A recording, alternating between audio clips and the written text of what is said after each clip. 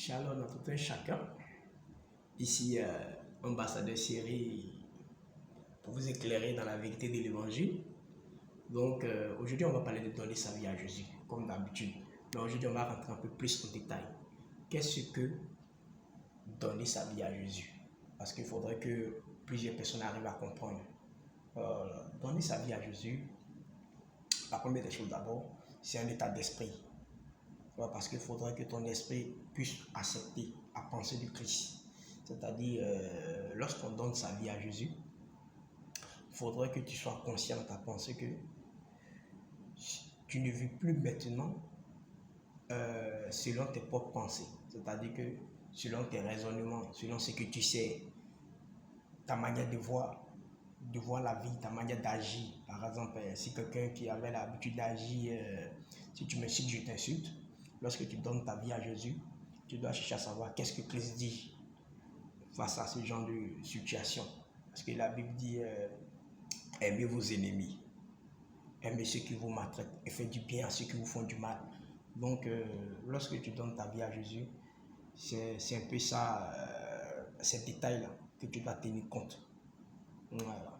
Maintenant, donner sa vie à Jésus, spirituellement, il y a un changement de camp.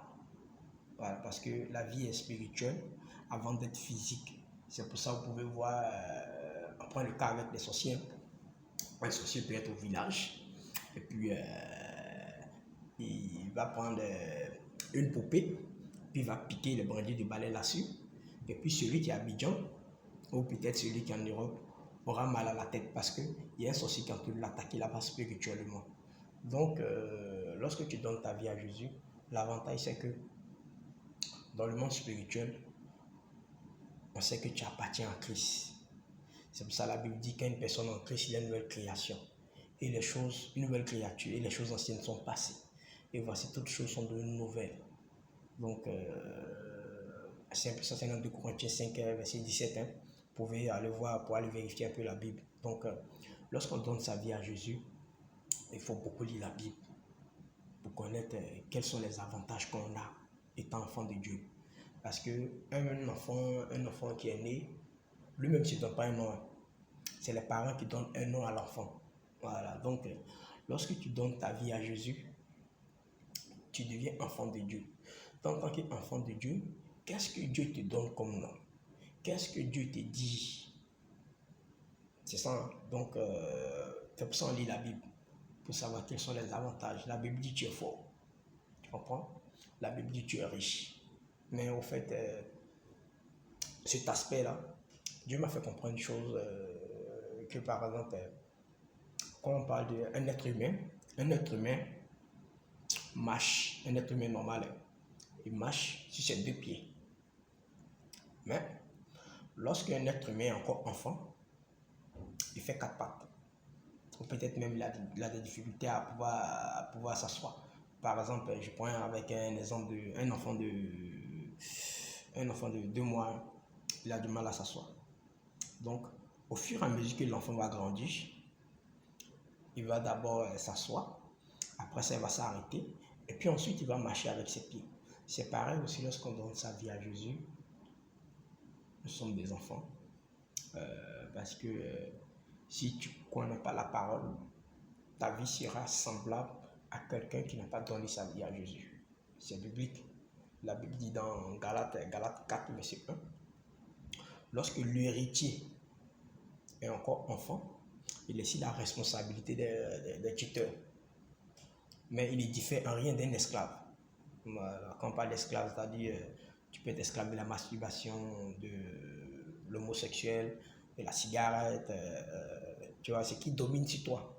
Voilà. C'est ça qui domine sur la vie de quelqu'un qui n'a pas Christ. Hein. Donc quand tu es en Christ, tu dois dominer sur ces choses-là, parce que tu as la capacité de ça. Donc c'est ça l'avantage. Maintenant, de la même manière qu'on va sur les féticheurs, et puis il y a des règles. Tu casses un canari au carrefour, tu deviens riche.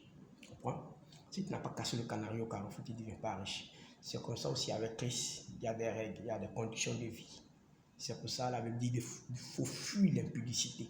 Parce que quand tu regardes un peu le diable n'est pas quelqu'un qui n'a pas connu Dieu. il connaît Dieu, il connaît la parole plus que toi-même. Donc, le diable sait que le moteur qui fait tourner la machine que tu es, parce que tu donnes ta vie à Jésus, le moteur qui fait tourner le Saint-Esprit pour agir puissamment, c'est la vie de sanctification. Quand on parle de vie de sanctification, c'est la vie en dehors des rapports sexuels. Tu comprends? Donc, c'est pour ça qu'il faut lire la Bible pour éviter que certains prédicateurs vous mélangent un peu avec dit bon, il faut goûter, il faut faire ça. Mais la Bible dit quoi à ce sujet? C'est un peu ça. La Bible dit quoi à ce sujet? On peut avoir des versets pour pouvoir se convaincre soi-même. Mais la Bible dit quoi à ce sujet? Fuyez l'impudicité. Parce que celui qui commet l'impudicité pêche contre lui-même. À tous ces paramètres-là. Donc, c'était un peu ça, ambassadeur Cyril. Oh là, on a dépassé un peu le temps. Donc, ciao à vous pour une prochaine vidéo.